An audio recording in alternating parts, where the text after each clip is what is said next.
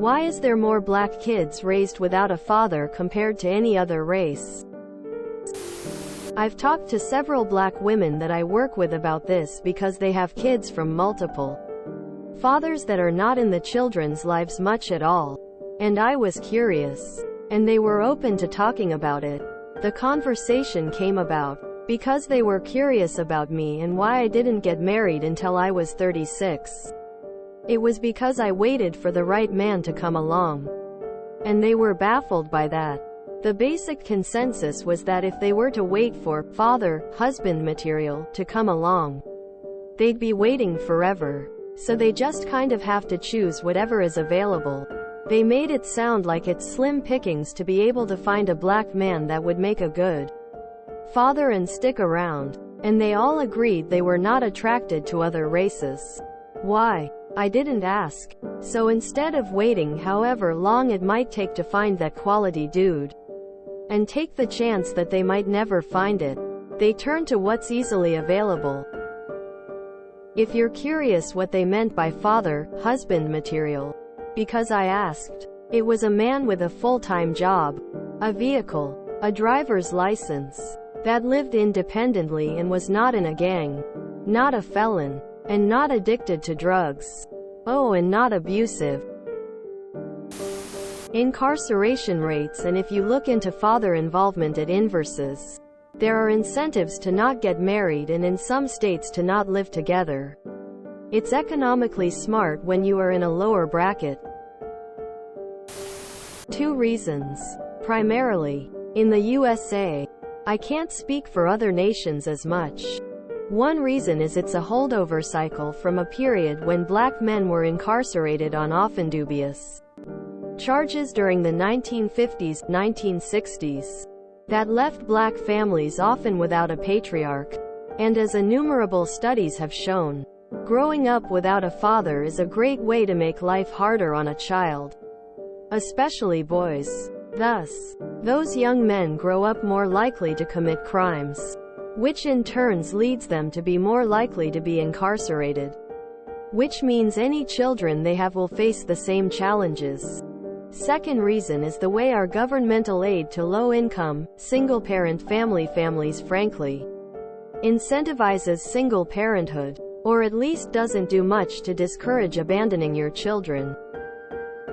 That's not saying that people intentionally hid it and quit it to squeeze money out of the government, but that it's a lot easier to abandon your kids and their other parent when you know that the government will step in to fill the gaps. Is it still hard and injurious to your partner and kids? Absolutely. But it's cushioned enough that someone could easily make that justification to him or herself. Many attempts to answer OP's question are invoking mass incarceration as an explanation. This is a well-known myth called the Missingman Hypothesis. Lots of studies have been done on this that reveal it's not really a big factor in the high rates of single parenthood in black families. Many studies reveal that black men doing prison time are part of a larger population that doesn't provide much in the way of paternal care. Even if they never were locked up, the vast majority of poor black fathers are unmarried. Though it's also the case that those in jail are the least likely to be married. That same population is less likely to be living with their children and their children's mother than unmarried white or Hispanic fathers. Part of the reason for this is something social scientists in this area have coined multipartner fertility, which is just a fancy way of referring to men who have children with than one woman. Multipartner fertility, with the complex families it creates, is extremely common in poor black neighborhoods, and has been found to be up to twice as prevalent among incarcerated men. There's this absolutely fascinating doco on Netflix that I've forgotten the name of.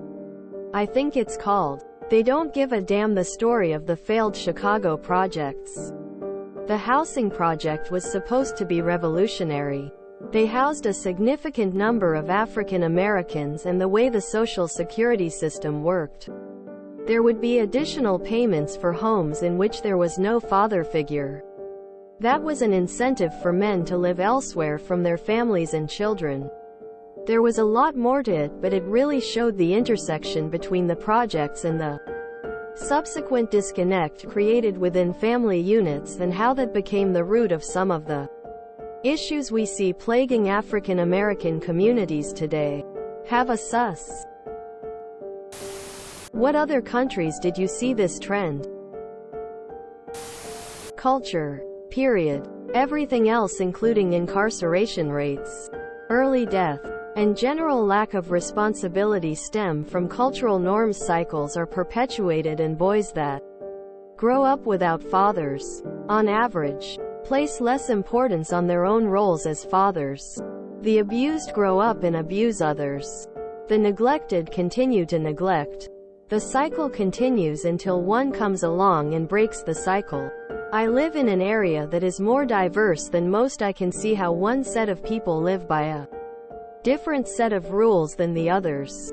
The trailer parks and low-rent neighborhoods are full of single baby mamas and grandchildren raised by grandparents. The mid to upper class neighborhoods are almost all nuclear family units. Our mid to upper class neighborhoods are full of black people that live by a different set of standards than their less successful counterparts. Asians regard their family units and roles a bit higher than other races regardless of income level. They help prove that while poverty may be a factor, it's still less so than culture. The difference isn't color. It's just perceived that way. Why you trying to act white? Some black person to another black person. Surely, it's culture? Using Hispanic or Asian poor communities as benchmark. You couldn't point to poverty as the main reason. Incarceration only accounts for a part of the issue. I think you have to look at the psychology of seeing so many people around you with single-parent households. It starts to get normalized and accepted. Like anything more deeply rooted, change takes time. I'm curious if studies have shown an improvement over the last 20-30 years. I'd like to think it has. Incarceration, cheating, drugs, generational trauma and learning, lack of education, etc. Shit culture in less educated urban environments. Gangs, drugs, etc. Your premise is wrong. It is not about race. If you compare it demographically, for example by income, education level, etc., and not by race, you will likely not see the same difference between races. Meaning, if you're poor, you are more likely to have an absent father. Black kids are just more likely to be born into poverty. I know many are talking about the American dream, but the US is one of the worst places in the civilized world to be born poor. Its economic system is built for people with wealth. Overcoming your social heritage is almost impossible, which just exacerbates the problems in the black community.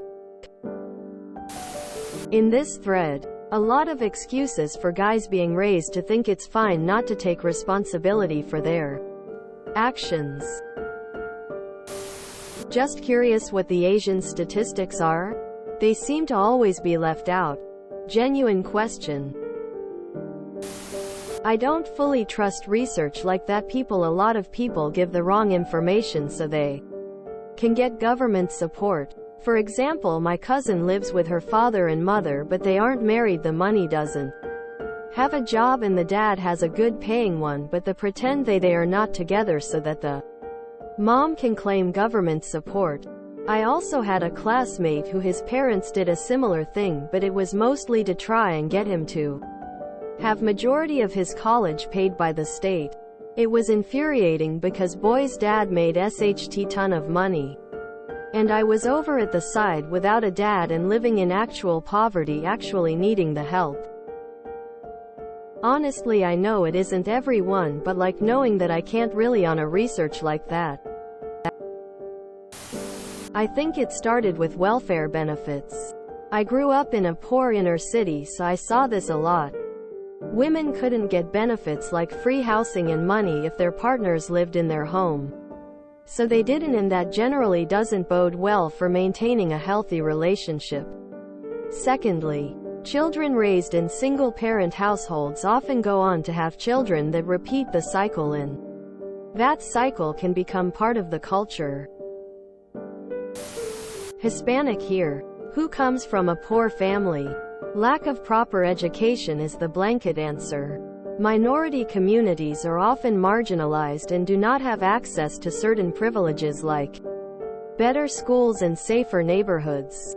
The lack of proper, effective education leads to the bad path, which is easy to take in a crime-ridden area. This creates a fast-track life with no regard for consequences, which often results in STDs and unwanted pregnancies. Most minority communities are either too poor, uneducated to seek help and get birth control, or too conservative, Hispanics like myself, to consider abortion. The father figure ends up in jail, hiding in the streets, or dead. Of course, it is far more complex than that, but that's the general idea. That's for the US. As for other countries, I do not have the necessary information to formulate an opinion. It is an interesting finding. Nevertheless, black men are imprisoned at higher rates and given longer sentences. Although statistically more white people use drugs, far more black men go to prison for it in the US. You can chase the influence all the way back to slavery, where black men were sent from place to place birthing kids with slave women. You can imagine a child without a father growing in Jim Crow either didn't last long alive, or was sent WW1 or WW2 or Vietnam and come back to deal with racism along with PTSD, which we saw during that time. There was a lot of domestic, followed by an increase in divorces during the time of the women's liberation movement. Then there was crack in the 80s, which debilitated the black community, and Reagan with the war on drugs and cutbacks in student aid making college inaccessible. A lot of parents in and out of jail can cause problems in children, and at this point is when you get to the people who are grandmothers today. A lot of policies still impact these households. A lot of people. Not saying these are the only reason, because there are exceptions. But there are a lot of factors people seem to forget could be influencing causes. Destabilization of black communities dating back to the founding of the country. Unfair policing policies and drugs being sold to them by the government. Redlining and terrible housing policies. School-to-prison pipeline. For-profit prison industry. Justice and penal system established on white supremacy rules. 13th Amendment loophole and less penal labor. Educational deficiencies. Racial profiling. Good old-fashioned racism. If you enjoyed this video, please check out our playlists full of similar content. Epicaricast is like doom scrolling for your ears. Please like, share, and subscribe.